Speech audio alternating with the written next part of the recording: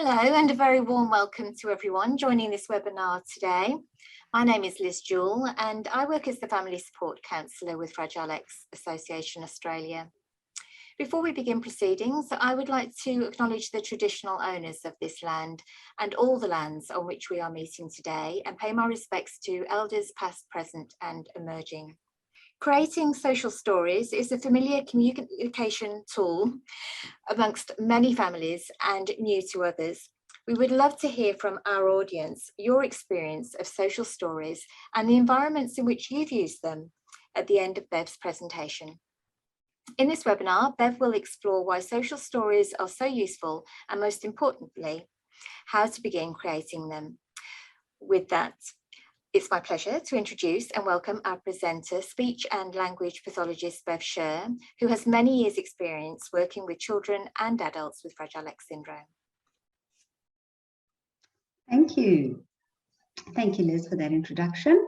It's an absolute pleasure to be sharing this presentation with you all tonight because social stories are a tool that I use probably each and every day in my practice with such a wide range of individuals, both children, adults. They're useful for families, they're useful for educators, they're useful for allied health professionals. So the benefits are extremely far-reaching. And I'd like to keep tonight extremely practical. So I've got lots of examples to share with you. And I'd like us to actually create some social stories interactively together this evening, and with a view to you feeling empowered by the end of it to go away and be able to have a go at doing these yourself. Wendy kindly shared with me a comment a parent sent to her, which was, knowing how to write social stories is empowering and gives you the skill to navigate and manage emotions that our loved ones find difficult to process.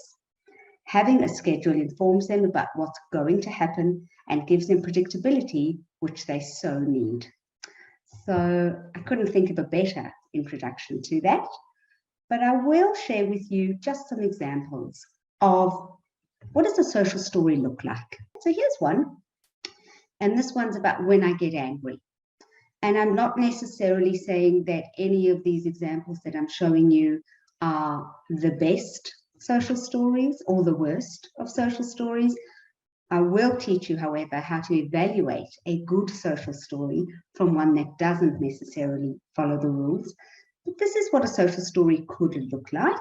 Give some practical strategies, something the individual could do, like taking some deep breaths, and an emotion of how someone would feel based on the child's behavior. So it takes into account some perspective taking, not just seeing the world from the child or the adults with Fragile X's perspective, but how do others who they're sharing space with feel about their behavior or about what they might be saying or doing.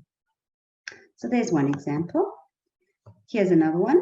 Lots of social stories available with regards to sexuality and puberty, and I will share some examples of those with you as well. So this one is I'm growing up, and all about transitioning from being a small boy into a young man and some of the changes that can be expected. Okay.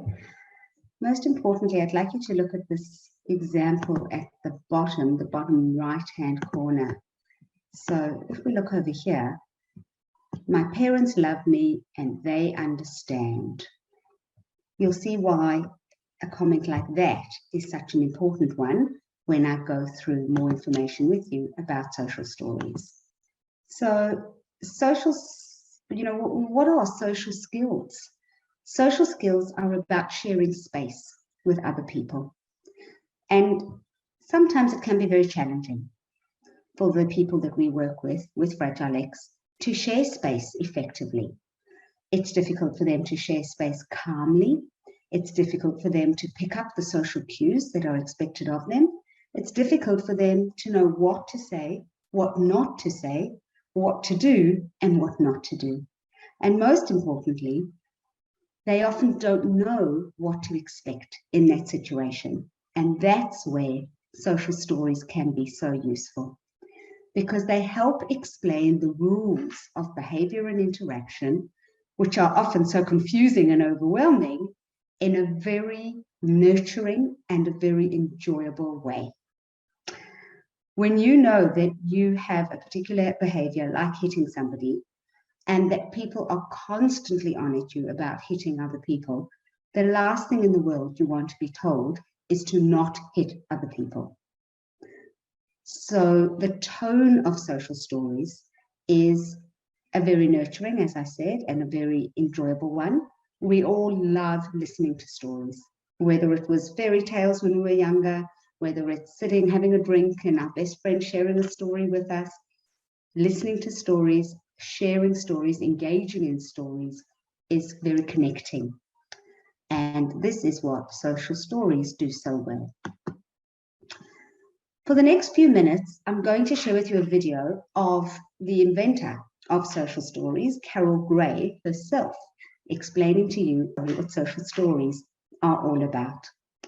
And I'd like you to listen to the particular guidelines or rules that she gives for writing social stories, because I've been fortunate enough to do some training under Carol Gray. And the message that she stressed was how there are probably millions of commercially available social stories that are available either for free or that can be purchased. But the problem is that they're all calling them social stories when in fact many of them are not social stories at all. And they certainly don't conform to her description of a social story. So tonight, I would like to take quite a purist viewpoint of social stories and try and stick quite closely to Carol Gray out of respect to her, to her guidelines with regards to writing social stories. So let's have a listen and see how she goes. Social stories are an evidence-based strategy used with individuals with autism spectrum disorders. Parents and professionals develop the stories to address a wide variety of topics. There's a lot of confusion about what is and what is not a social story. Here we address the misconceptions by looking at the current definition of social stories and one of the most frequent mistakes made in developing them.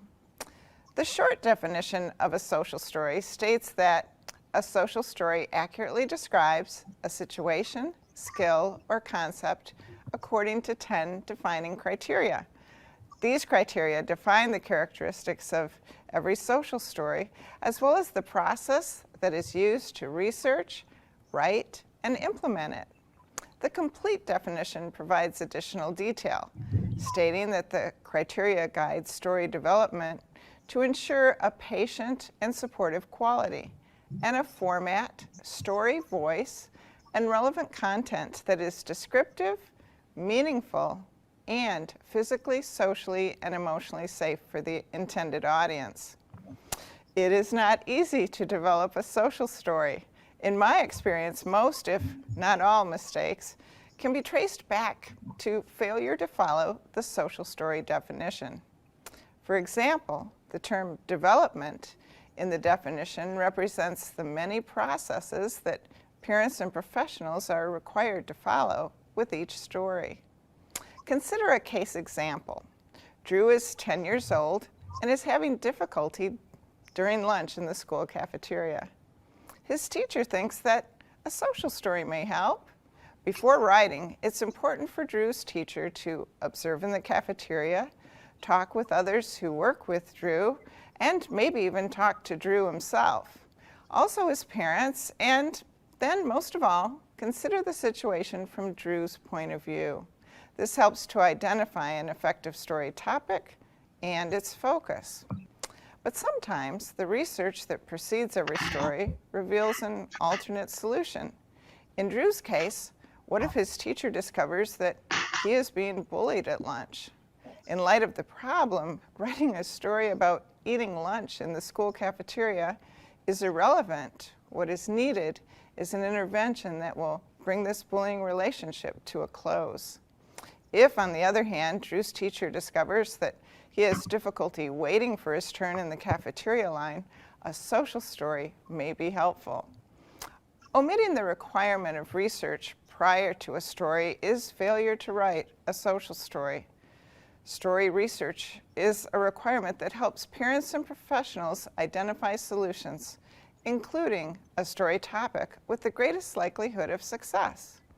In other words, to know if Drew's story is a social story by definition, we need to know how it was developed, how it is written, and how it is presented to Drew.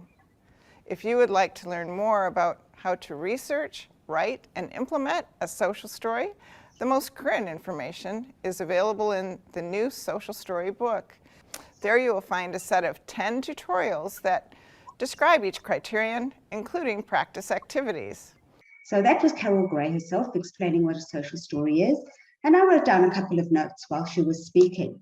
So the first point I wrote down is she refers to a wide variety of topics. Just a few that I had off the top of my head that I've written, some for younger children, some for older adults. I've written ones on keeping my spit in my mouth for a child who, when angry, would start spitting at others. Going for an ultrasound for a client who needed an ultrasound of his stomach. Touching other people's things, a child who constantly was touching everyone in the classroom's pencil bags and lunch boxes and all their possessions. Having my wisdom teeth out. A client with Fragile X was extremely anxious about the whole process, and we did a great social story with as much information in it as we could about what to expect on the day. I mentioned earlier topics relating to puberty and sexuality, things. I've written social stories on masturbation. I've written social stories on taking care of sanitary ware in the bathroom. So talk about a wide range of topics that can be covered with social stories. Another thing she mentioned was that social stories describe a situation. And I want you to remember that word describe, because the majority of the sentences that we're going to use are descriptive sentences. They are not sentences telling the individual what they must do or what they shouldn't do. They are describing sentences to help them understand the situation better. Because when they understand it better, they can understand the behaviours that are required as well. I loved the way she used adjectives like they need to be patient and they need to be supportive of the stories. If they're all about what the individual's doing wrong, that's not being very patient or very supportive. I liked the way she also described them as being safe for the individual rather than harmful.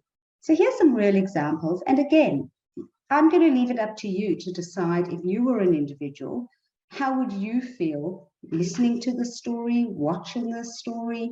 Here's another one that was on YouTube. Let's see. Okay, so this one's about no kicking or biting. A social story for children with Asperger's and autism. I like to play with my friends. Sometimes when I play with my friends, I want them to play my way. Sometimes when my friends won't play my way, I get upset. When I get upset, I kick or bite other children. Children do not like it when I kick and bite them.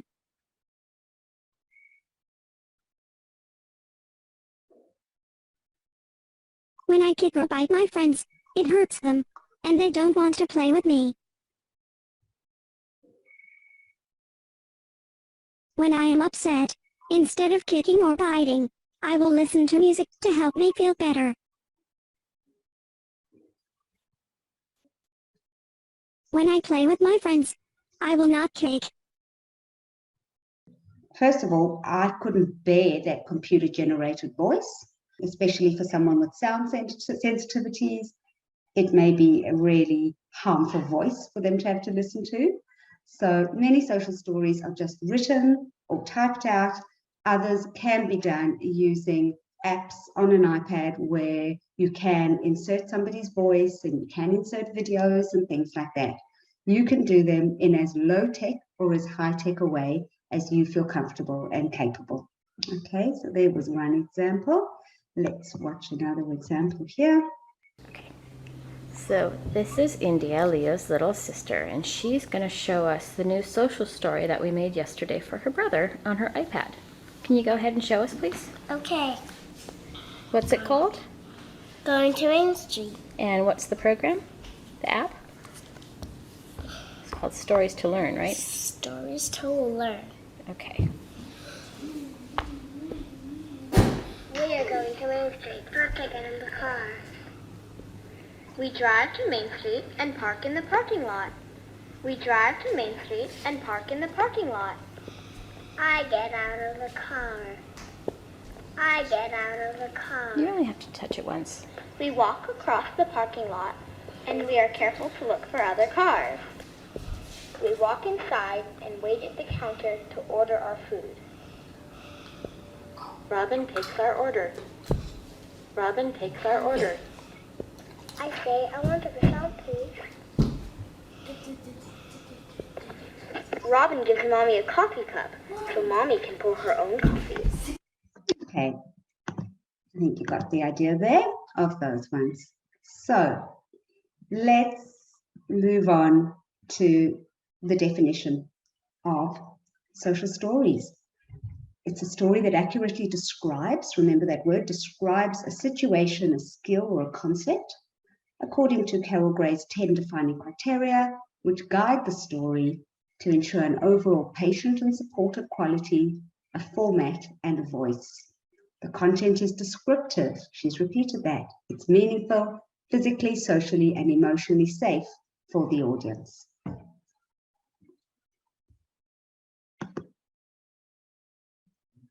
So like I've said before, we're sharing information and we're describing a situation. Our initial goal is not to necessarily change behavior. The positive spin-off from that, though, is often we do start noticing a behavioral change when the individual understands the situation better. These stories describe.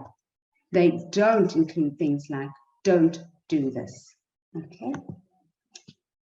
So what are some of the aims? Well, they help develop social skills, social prediction, and we know that when our individuals feel that they can't predict what's going to happen next, it shoots up their anxiety, helps with things like social judgment, and overall social understanding as to what is actually happening in this situation. So they explain and give more information. They also help with the perspectives of others. So those with intellectual disabilities would find it difficult at times to understand what we call theory of mind, the idea that the thoughts in my head are not necessarily the thoughts that someone else may be having. So just because I'm enjoying spitting at others and it helps me feel better, you know, they may not understand that that's not a whole lot of fun for the people around them. So it's great to give them their own perspective, but the perspective of others, which they may not be able to do without explicit explanation and teaching. Helps them with social skills and behavior, including things like aggressions or their fears, obsessions and compulsions, many of which we know are very prevalent in the Fragile X community. And they also help to teach routines. So a social story I once saw was washing my hands and explaining step by step how we go about washing our hands with lots of visuals. So what is the social understanding that we've been referring to? It's the hidden messages, the things that so many people just pick up automatically, but those with social difficulties find extremely difficult to just naturally pick up without that explicit explanation and teaching. They're those words, explicit and implicit social rules, that really other people just get, but for our individual, we need to spell this out for them. Helps them make decisions about the social skills and when and where to use these social skills. I've touched on the idea of theory of mind, that ability to know what someone else might be thinking, or what someone else, you know, would they be enjoying what I'm doing? Would they not? Or what might they do next? And that ability to understand that others are not necessarily thinking what I'm thinking. Helps us to understand another person's point of view, and also helps us to empathize, which in my experience, individuals with fragile X are very empathetic and feel, have a wonderful emotional intelligence towards other people. So whose perspective are we taking when we're writing these stories? And we work from both sides of the social equation. Remember, the fact that it's social means it involves more than just the individual themselves. So us as the educator or the parent, as well as the person with fragile X, who's the real audience for this particular story that we're writing. And it's important to be respectful and to see that both are valid. It's pointless purely writing about the perspective of the individual with fragile X, or just that, selfishly writing about the perspective of the people that that individual sharing space with. Very important that we include both sides of the coin. Gathering information. This is such an essential task to introduce and to do before we actually start writing the social story. And this is, I think, what the biggest problem is with the mass-produced social stories, or ones you may just download off the internet. They are not individualized. They're not personalized for the individual to really speak directly to them and to make this story about them and champion them as an individual. So we target the situation, which is difficult. We consult the team. So we try and speak to as many different people to give us more information, individuals who know this person well, to tell us their viewpoints and what have they observed. Where possible, we observe the situation to see what could be the antecedent behind this. Marshall Braden speaks about the A, the B, and the C, the antecedent, then the behavior, and sees the consequence, just like Carol Gray referred to that child who was being bullied in the lunchroom. It's pointless talking about how to behave in the lunchroom if we haven't observed and seen what might be motivating that. What is the antecedent? And that was the fact that the child was actually being bullied in the lunchroom. We record data and we ask questions in order to include as many variations as possible. So we avoid absolutes, and absolutes are sentences like, you will brush your teeth, or the teacher will give the students a piece of paper to write their answers on. She may not. There might be a variation, like the principal might come in and give out the pieces of paper, or the integration aide might. Or instead of writing the answers on paper that day, they may work on iPads. So we try and include as many variations as possible to keep the story as flexible as possible too. And the beauty of writing social stories on a computer or on an app is that we can edit them. So should something change, we can go back to our original one and edit it, rather than when I first started writing social stories, it would take hours to print off the pages and stick the pictures on and write them. I'm showing my age here. But the thing was, to modify that story, you'd have to get whiteout and stick something over it. It's so much easier today when we're using technology. Let's get on to some guidelines. So how do we actually write the stories? Well, we try and write them very objectively, very matter-of-factly, describing the events and the cues that they may not pick up on. We focus on information that's relevant and important, and we share it with literal accuracy, because higher level skills like reading between the lines, abstract reasoning, is a very difficult area for Fragile X people. We far prefer to be very literal so that there's no room for misunderstanding. We can write it from the first person's perspective, but I often write my stories from the third person's perspective. So it could be I, and hi, my name is Bev, could start the story like that.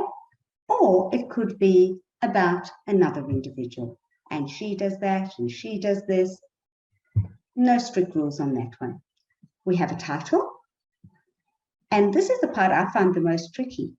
50% of the story should actually praise the individual. If you think back about some of those examples I showed you, I don't believe there was much praise in that story at all. And unless there's a lot of praise in the story for the individual, they're not really going to want to have it read to them. They're not going to be motivated by it, and they're not going to be excited by it. So aim for 50% of the story to actually champion or praise the individual themselves. They're called stories that applaud. Okay. Carol Gray says at least 50% of the stories developed for any person should congratulate or applaud their current skills, abilities, their personality traits, or concepts that the person does well. So for example, this afternoon I was writing a social story with 2 young adults who are moving into a shared accommodation together. And what I loved is the fact that they were helping me write the story. So as soon as your individual has some language or is old enough, and if they have the language ability to be part of the story writing process with you, I love including them so that they have some ownership over the story. So we were writing the story together, and the story was about how the one individual tends to get very silly at times, and the other one doesn't like it when he says stop, and the first one doesn't stop and keeps being silly, which results in the other one pushing him often or taking on the role of the policeman or the teacher, telling him, stop that, don't do that, don't do that. And the one who likes getting silly added in the most brilliant line in the social story. I had written the line, William likes being silly because he enjoys it. And he added, I'm very good at it. I'm very good at being silly. And he's right. He actually was part of a disability drama group where he got to perform his own one-man show at the end of last year. So yeah, the more we can put in sentences that applaud and praise them for their wonderful sense of humor, which we know we have in Fragile X, their ability to really be caring and empathetic towards others, their skills, their ability, their personality traits, 50% of the story should actually champion that. Sometimes it's a step-by-step visual plan describing the behavior that's appropriate for a situation. But why I like it so much is we know the learning style of individuals with Fragile X is that they are gestalt learners, whole learners, and they can see this is a whole story. We're not just presenting them with one piece of the puzzle and later on the next step of the puzzle. It's a whole story from beginning to end, and they can see the sequence that it goes in. It's visual. What do we know about Fragile X learners? They are visual learners. It helps the person understand and remember, because in Fragile X, we know auditory memory, hearing messages purely through the ears, really tough for them, whereas show them a picture and their ability to remember it is so much better. It's as if though, I know social stories were written for individuals with autism, but this is just a match made in heaven for individuals with Fragile X. And they offer clear coping skills that can be practiced. So they give some guidelines on what the individual could try in that situation. Not things they have to do, because can you tell, that changes the whole tone of the social story, but things that they could possibly try. Something I've included on some social stories is actually a reward as well. So perhaps 5 boxes at the bottom, and I will try my best to keep my hands out of my pants, might be the sentence. Each time somebody sees my hands are not in my pants, I get a star in one of these boxes, and we put a picture of a prize that the individual was working towards for doing 5 positive behaviours. So how do we gather all this information? Well, we need to know where it's happening, when, who, all our WH questions. Who are the relevant people in the story? What, the important cues that we're helping them to see. How, so talking about basic activities, behaviours or statements that might help them in that situation. And why, reasons or rationale behind them. Another example of a social story I wrote was for a woman in her 80s who had dementia, and her husband had just passed away, and her family were very concerned that when relatives came up and expressed their sympathy and their condolences, that she would start asking a million questions because she didn't understand what was happening, or that she'd get quite aggressive. So, for example, her social story was, today we are going to the cemetery. This is because my husband has passed away. Lots of my family and friends will be there to say hello to me. They may say, I'm sorry for your loss. I could say, thank you. I will feel calm and interact. I can't remember exactly what it said, but I'll feel calm and they will move on and I can get on with my day when the funeral's finished, something like that. So can you see how I included, just in that brief example, all those WH type questions?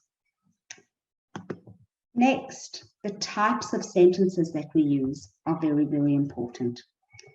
Descriptive sentences are the most important type of sentence. The rest of them are actually optional.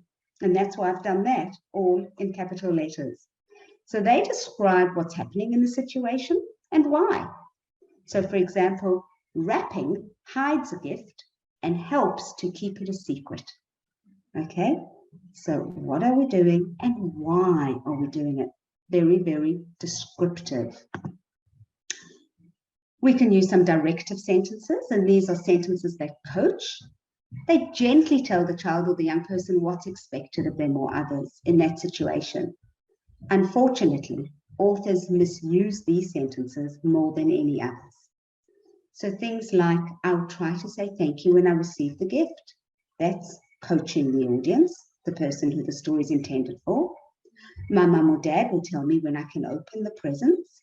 It's coaching the team to remind the individual, you need to tell them when it's time for them to open it. Or I can count to 10 between opening each gift to give my mum time to write down who the gift was from. So can you see how it's really taking a situation and spelling it out for the individual by describing exactly what may happen in that situation?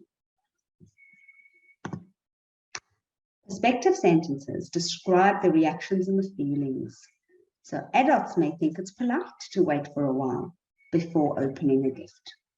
We're looking at it from the adult's perspective, and it's about the adult's thoughts and feelings. Here's another sentence type, affirmative sentences. These are about values or opinions within a culture. So one social story written for a particular culture may not be suitable for your individual.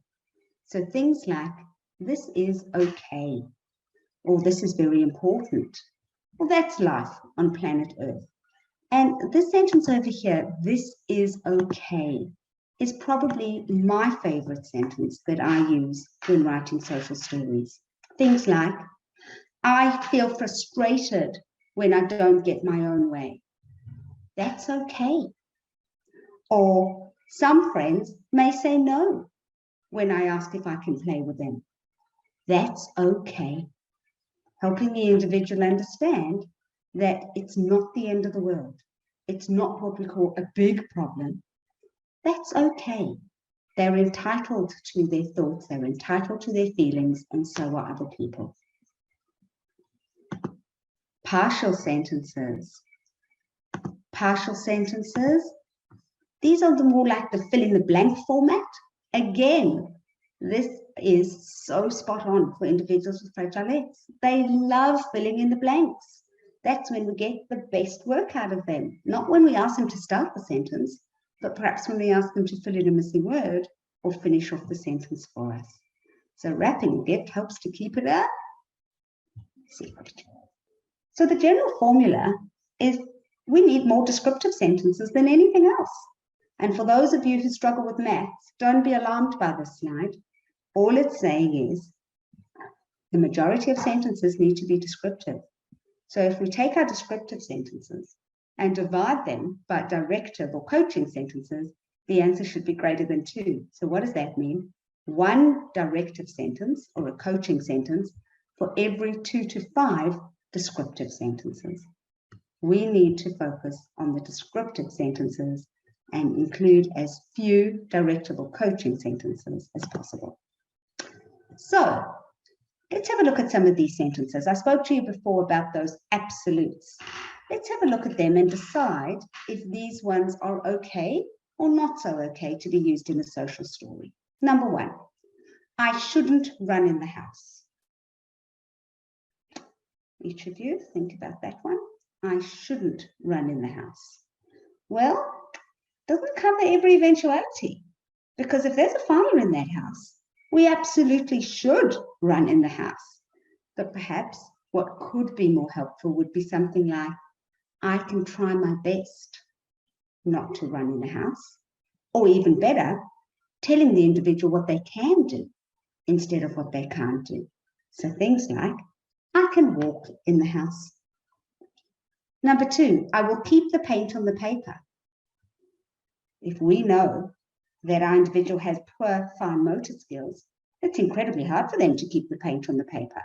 Okay, we need to coach them in a more gentle and supportive way, like keeping paint on the paper is sometimes difficult. I can try my best to keep the paint on the paper, or I could put some newspaper under my piece of paper, something like that. You'll have fun at recess. Ooh, dangerous sentence. What if they didn't have fun at recess? They're never going to want to read the story again because they won't find it truthful. So we try and keep our sentences in a way that they describe many different eventualities. Okay, so it could be, I might have fun at recess, or I'm very good at playing on the monkey bars. I usually have fun when I play on the monkey bars, things like that. Vets know a lot about dogs, cats, and other animals. Yeah, that's pretty factual. I'd be happy with keeping that one in. And this one, because our plans are up in the air, there's no time to decide on an itinerary. Well, I like this example for two reasons. First of all, we try and keep the story as literal as possible. Expressions like up in the air are very abstract and the individual may not understand them, as well as words like an itinerary. They may just not have a word like that in their vocabulary. So here are some improvements on some of those sentences before. Many times it's important to walk in the house, not always, and also telling them what to do and what not to do. I will try to keep the paint on the paper versus I will. Remember the one about I will have fun at recess? At recess, I have a choice. I might play on the swings, I may play with the ball, or I may decide to play something else. Can you see how descriptive this is in nature? When Dad knows the dates for his holiday this year, our family will plan a trip to Queensland. Very literal, very objective, and no room for misinterpretation. So here's some tips that we spoke about. They can be written in the first or third person. Try and use non-committal statements, things like I will try, or sometimes, or usually, and avoid terms like always and never. The length of the story varies. If you've got an individual whose language level is very, very low, you may only have 3 or 4 sentences, and your sentences may only be 3 to 4 words for each sentence. There's no point writing this elaborate social story at a language level that's there if our individual's language level is down here. Use vocabulary that they actually use or understand, and try and present the info, not even try, always present the information in a non-threatening format. We want to make this enjoyable for them. Increases their understanding. So honestly, just from those range of topics that I told you, it really does, they really can be written about anything. So how often should we read them? I recommend that we read them daily and before the targeted situation, and then gradually phase them out. So if a child is having difficulties at recess, I recommend the parent reading the story to them before they leave home that day, preferably an integration aid to read it to them before recess, and possibly later on in the day again. And I like for the individual to have the story read to them intensively, so a few times a day, for at least 10 days. And then we start phasing them out when we start seeing some improvements in the situation and how they're dealing with that situation.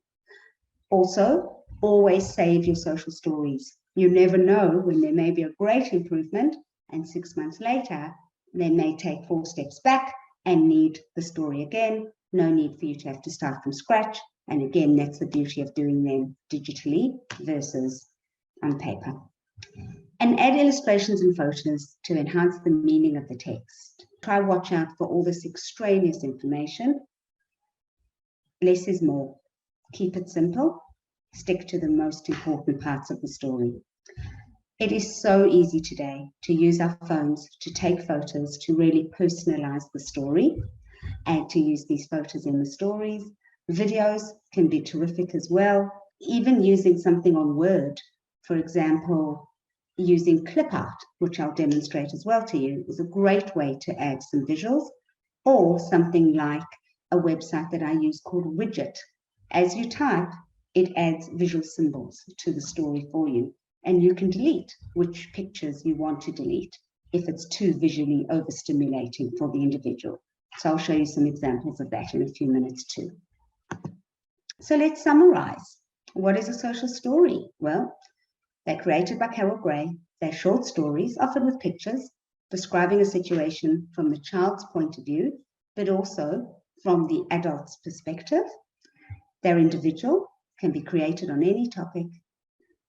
They are written about a topic that's challenging for the child in some way, and they help the child better understand and have consistent reminders of what the expectations may be in that target situation.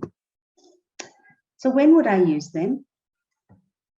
In a challenging situation, whether it be an activity, a routine, something going on at school, the start of the year. I was very upset to hear that one of my adolescent clients with Fragile X was in a new classroom with a new teacher, and not a single thing had been sent to the families before the first day of the year. So it made perfect sense that his anxiety shot up tremendously. He just had nothing to help him understand what he'd be faced with on that first day. It could be a new skill, and not just a child, but in the workplace, for example.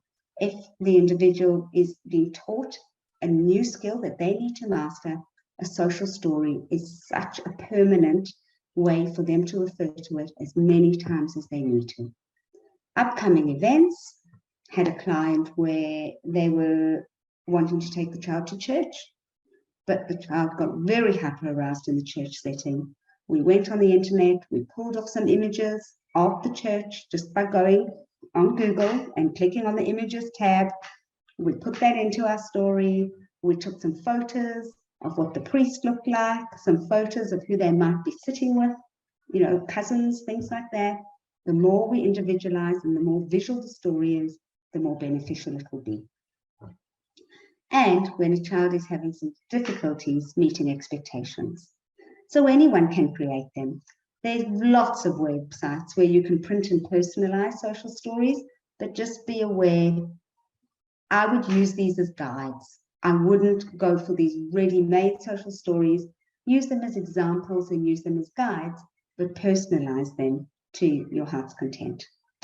Include some personal information. I always usually start my stories with, hi, my name is Bev, and I am 49 years old. Okay, I'm very good at X, Y, and Z. Choose one situation to focus on in a story. Try not to make it too many things to concentrate on. Pick one focus area. State some facts that are very objective. Provide some ideas of what you'd expect the child to do around expected behaviours. But again, it's not I will, it's I will try my best. And focus on what the child should do in the situation rather than what they shouldn't do. One story at a time, even if we've got a whole collection of them. I've also seen people try, when the child's in the middle of having a meltdown, try and read a social story to them at that moment. That's an instant fail. Number one, it's going to put them off ever looking at that story again because they may associate it with that negative experience of the meltdown. Second of all, the child's just not open to learning when they're in that extremely stressed state. But once the child is calm and relaxed, that's the time. Just like we'd read a picture book to someone, that's the time to bring out the social story. Best one-on-one, and it should be enjoyable. A couple of times each day, read it with, as we said, a planned reading before the activity or situation portrayed. So I've written several for kids who had to be in a school concert or had to stand up to make a speech. So we read it for a few days before then, but obviously just before the rehearsals or before the actual performance would be an ideal time to read it to. I might skip over some of these, but I will show you one or two examples. Another area that Carol Gray developed, which links very closely to to social stories, is comic strip conversations. And these are visual stories using stick people, so you do not need to be an artist, using stick figures, speech bubbles, and thought bubbles. And you just draw with the child as you're talking with them. And all you need for these are paper and a pen. But they give enormous amounts of insight as to what the individual may be thinking. And they really help them see the thoughts and feelings of others too. So I'll see if I've got some examples here. You can also write in the thought bubbles, happy ideas in green, teasing or anger in red, so that they get used to this idea of people's feelings can be represented in different colors. I might leave it there on comic strip conversations, but I will share with you a beautiful story that Carol Gray shares just because it's such a moving one. So she had an experience with a young boy who moved interstate to a new school, and the parents were renting a home, and it turned out that the next door neighbor ended up being that child's teacher for that school year. And the child had a disability. And when the child was at school, he saw that his teacher was actually the lady next door. And that afternoon, he came home and he went to the neighbor's front door and he made a wee all over her front door mat. And obviously the parents were in shock and so embarrassed, and the teacher, couldn't understand this behavior, and the next day it happened again. And everybody started reprimanding the child, and what's going on? And you know better than to do that. But there was a very smart special education teacher who decided to write a social story about this incident and to draw some visuals with the child about what was happening and what some people may have been thinking, to really make it very, very descriptive and to make it a very pleasant experience and not a judgmental one with the child. So very matter of fact. So, okay, so here's your house and here's the house next to you. And your house is, got some blue curtains. Let's draw the blue curtains in. And they work through the story together. And what transpired from working through and creating a story together was that a few weeks before they moved into the new house, this child had gone camping with a few families. And he refused to go to the toilet out in the open. And finally, one day when he did go behind a bush, after a few days of refusing to, everybody clapped and cheered for him. And what was in the child's thought bubble was, if I make a wee on the teacher's front door, then she's going to like me. I want her to clap for me and to like me, just like everybody did on the camping trip. So I found that amazing, in that the information that I've managed to get from individuals who have got some language, obviously, when it's done in a very non-judgmental, very nurturing and supportive way by writing the story with them, has helped enormously to understand cases where there's been abuse, cases where a child's been suspended unnecessarily because they were just too upset at the time to try and express what had actually happened. But by doing it through a story, there were some enormous insights to that as well. So I am going to stop sharing at this moment because we've got just a few minutes left. And I might show you just some other examples of ways to create social stories. I did mention the website widget, which I'm going to show you. I'm also going to show you a website that I like to use called Book Creator. And here's some examples that I've got. So this was a story, I'll just hold it up for you, called Happy Birthday Jacob, when he was turning 24 years old. And I won't show you all the photos due to confidentiality, but I'll just read the story to you. My name is Jacob. It's my birthday on Monday, and we had an image of a calendar with a red circle around the date. On this day, Mum will say happy birthday. I can say thank you. Lots of people will say happy birthday, Jacob.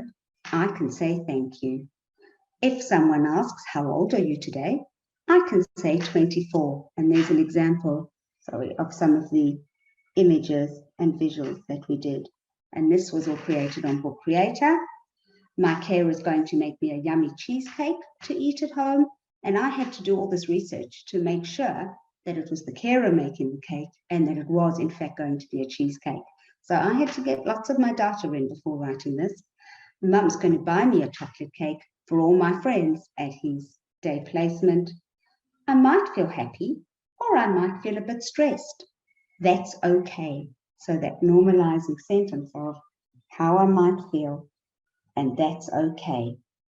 I can do some breathing to relax if I feel stressed, or I can watch my scarecrow video. Now, no mass-produced social story would ever have been as on the mark as that one. There were no huge skills involved in writing that story other than I did my research, we made it very visual, and it got put to some fantastic use. Another example, a child with Fragile X I work with, and when every time he was coming out of his OT session, the transition of going from the session into the carer's car, the support worker's car, was very hyper-arousing for him, and he would rip up whatever he had spent the last hour doing in his occupational therapy session. So we wrote a social story on this program called Widget, which I'll show you now. And within 3 days of having the story read to him, by the next OT session, we saw a reduction in that arousal level. And by the following week, and ever since then, he's no longer ripped up his work and can take it home with real pride to show it to his parents. So these stories are magical. They work. They really do work. And I encourage each and every one of you to have a go at using them. Let's see if I can just demonstrate Widget to you. So I will share my screen. I'll just show you what Widget looks like. So it's something like, my name, I'm going to type as we go along. My name is Bev. I like playing basketball. And if you give it a few seconds, it symbolizes for you and puts all the visual images in there for you. And if you feel it's a bit too many, you just right click on it and you can delete to no picture if you felt that that wasn't necessary. And I love this program for writing social stories. I also demonstrated to you doing one using an app, and the app that I like to use is called Book Creator. And here's one other website, which is called Twinkle, which many schools have. And if you search on Twinkle, there are so many. So it's spelled Twinkl. They've got some great examples of social stories as well. So it's time to sit on the carpet. I like these because they're not overly busy. I have a special place on the carpet where I sit. I sit with my friends on the carpet nicely. Now, because you've all become experts in social stories, you understand that a sentence like that has some problems to it, okay? On that particular day, he may not sit with his friends nicely on the carpet, or the child may not actually have any friends, and that's why these need to be individualized and personalized. But my friend's trying to talk to me. You get the idea of using speech bubbles and using thought bubbles. The teacher is teaching, etc., etc. So I'd like to open the floor now to some specific questions that may have come through in the chat. Liz, were there any that did come through in the chat? There's a couple of questions that people sent prior to the webinar, which we can go to, or if I just wondered if anybody would like to share their experience of creating a social story that's been successful or perhaps not. You know, it's lovely to hear from all the other experts, carers and therapists and you know, parents that we have present. So would anybody like to share an example or how they go about their social stories? Hi, it's Rod Brown here. Hi, Rod. From Perth. Look, just a very quick comment. Thank you very much, Bev. It was very informative. Our son turned 42 2 days ago, and he got a birthday card with those candles on, just like you showed for the child who was 24. Look, back in the early 1980s, Fragile X was only emerging, people were just discovering it. And certainly learning and teaching was very difficult. We were very fortunate. We encountered some very good teachers for young people with disabilities, and that helped us on our journey. But we discovered very quickly that through the help of one of these teachers, that this is back in early 1980s, that kids with Fragile X, and in particular our son, couldn't learn to read or recognize words through the conventional BLUE spells blue, and you know, and how do you teach them to read like that? And very quickly we discovered that logo learning, where he could recognize a symbol and like the McDonald's, he certainly knew that one, and he would let us know when we drove past one instead of pulling in, even though he was only 3 or 4. So that helped us on the journey with. So we realised that we could teach him that blue was like a little picture. The creation of those letters, BLUE, was actually like a little picture, and that represented blue. So that helped him on his journey to learn to read. Then when he was 8, we moved to Sweden, and then from Sweden we moved to America. We were there for many, many years. That was actually in the late 80s, and we got to meet Randy Hageman, which was great. But there was another fellow that we met there that was very influential in the Fragile X scene in the States, Dr. Peter Jackie. And he was living in the same city as us, and we were able to consult with him. But he was a great recommender to help Josh on his journey with reading the Belgian comic book Tintin, or Tantan, depending on, which he encouraged. And he sent, in fact, when we returned to Australia, he sent Josh a bundle of about 30 of these comic books, because we had never heard or seen of them before. And the concept of that comic, where the two people are interacting, or the picture illustrates what's going on in the activity. Again, that was very helpful for us. But having learned that, then whenever Josh was going into a strange situation, like moving to Sweden or moving to America or going to the dentist or going to the doctor or anything new, we would sit down with him and draw up a little sketch, often just using stick figures, and create the scenario so he would gain an understanding of it. And that was extremely successful. So, and that dates back, as I say, 35 years or so. And the concept of social stories, that hadn't been coined, that phrase hadn't been coined, and certainly there was no software around to enable rapid production of that. It was fortunate that I'm an artist, so I was able to quickly do a sketch. But look, I can, if anyone hasn't tried it, I can just encourage everyone to do so, because it was a real foundation in helping our son on his journey in life from a very early age.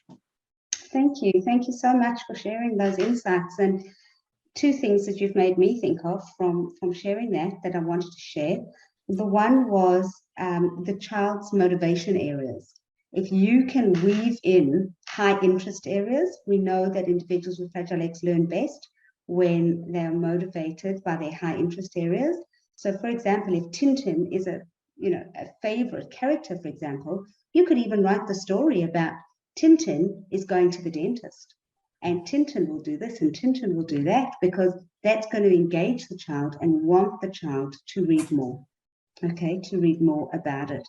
And the second one was about the stick figures, as you said. And yes, you're an artist, but nobody else needs to be an artist. Oh, Just that appreciation of this represents me, this represents the other person. Here's the speech bubbles and here's the thought bubbles. And then, we often do a heart as well, representing the feeling when we're teaching individuals about emotions. So yeah, really helpful. So what I forgot to offer is I sometimes when I do this presentation offer to do a party trick, just like a comedian picks someone from the audience and says, give me any topic you like, and I'll tell a joke on that topic. I'm happy for anyone from the audience tonight to give me a social story topic that they would like a social story to be written about. And I will make up some of the details, obviously, because I haven't managed to do the research, but I'm happy to put together on the spot a social story for you. So when I was at a school, of course, one that the teacher said is, when a child picks their nose, can you write a social story about picking our nose? So is there any topic that anybody would like to put their hand up for and mention one? Thank you. So we've got an example, bad language used at school. So by bad language, I'm assuming swearing. And again, I would need the exact details. I'd need the language level of the individual that I'm writing this for. But here's an example off the top of my head. Hi, my name's Bev. I'm 48 years old. I go to St. Catherine's School. I look so smart in my uniform every day when I get there. I'm a great helper for my teacher because I'm the one who hands out the heavy box of books for her every day. Sometimes I hear some other children using words that I wouldn't normally use at home. In my home, we don't use these words because they make my mum and dad feel a bit sad. Examples of these words are ... and I would absolutely include them in the story. I'm very good at imitating other people. That means when I hear someone else say something, I'm excellent at saying it in exactly the same way. This might be difficult at school because hearing these words makes my teacher feel a bit disappointed. Her rule in the classroom and in the playground is we do not use these words at school. Some kids might get into trouble if they use these words. I like doing the right thing. I'm really good at doing the right thing. And the right thing would be to try my best to not use the words ... If I'm feeling really angry, instead of using these words, I could, and I'd have a menu of choices of things that might help regulate the student. I could also use these words in a private place where nobody's around me and nobody else can hear me. Using words like these is okay when I'm on my own, but not when I'm around other children at school.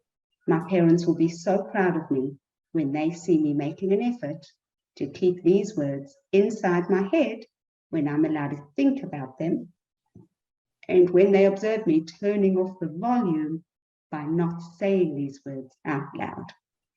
Yeah, something like that. So just an example of the more we can personalize it, the more we can maybe find out what are some of those antecedents. It needs to be lots of coaching, lots of praise, lots of examples of what they could do instead, and maybe some explanation as to why it is that they're saying these words so that it makes more sense to them as well. We do need to finish off soon, so I'm wondering if there's any more questions. Yeah, maybe there's a comment and a question, Bronwyn, who says, I sometimes don't do a written story, but will go over the situation many times in the car. And she asks, is that a social story? Again, Carol Gray would say it's a social story if it meets the criteria for a social story. I would recommend, as fantastic as repetition is, by having something permanent and visual, a picture truly is worth 1,000 words. So by just seeing it once may be as effective as just having it repeated over and over and over again. It also helps the individual to remember the story better by having that visual representation in their mind. On that page, there was a picture of me actually opening up my bag for that situation, or of me doing my deep breathing, versus just hearing the words, when we know that auditory short-term memory, is an area of weakness in the Fragile X population. So I think you're doing a fantastic job by using hopefully the right tone and lots of repetition and lots of explanation, but I really would encourage keeping it visual, and that way the individual can also refer to it as often as they need to, instead of only when the parent has that opportunity to tell it, which is when you're in the car. Thank you, Bev. We might just finish off with this one last question that came from someone who unfortunately couldn't join us. I'm interested in social stories that help steer away from obsessions. For example, how can I do a social story in a simple way for Don with intellectual disability that helps reduce obsession in a positive way that still looks after their needs? I think by championing the fact that the child has an obsession on this topic and appealing to the child's level of expertise in this topic. Just say it's about kangaroos. I love kangaroos. I know so much about kangaroos. I've seen kangaroos at the zoo. I know that kangaroos come in different shapes, different colors. Other people might not love kangaroos and, have things like, again, a thought bubble of, in one person, in the child's head, the kangaroo, in the other person's head, Minecraft. They might like talking about other things. They might get bored if I keep on talking about kangaroos. I could try my best to see if the person's interested when I'm talking about kangaroos. They might ask a question if they're interested. If they start talking about Minecraft, I could try and say something about Minecraft too. It's okay to talk about kangaroos, but I could tell one thing about a kangaroo and then listen to what someone else might be interested in. And again, we're presenting that with lots and lots of visuals as to what's in the person's thought bubble with a visual image. I didn't demonstrate, but a very easy way to do it is writing a story on Word, for example, and click Insert Image, and Clip Art comes up as an option. And if you want to insert a birthday cake, there's usually about 50 different birthday cakes that you can choose, and you just drag it into your document. It doesn't have to be a work of art.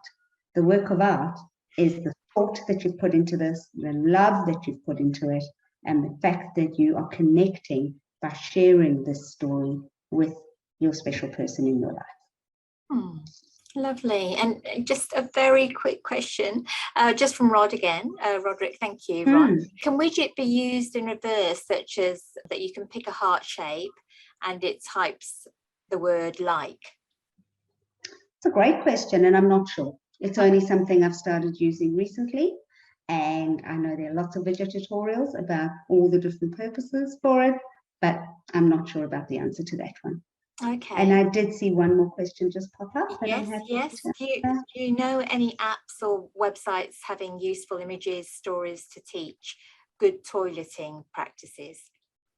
Okay, so if you send me an email, I've actually got some wonderful images, both for boys and for girls, as well as for wheeze and poos. I'm very happy to share those particular images with you. I found them to be the clearest ones and the most easily recognizable, that actually break down the whole process of toileting in visual steps for you. So I'd be happy to share those. Okay, lovely.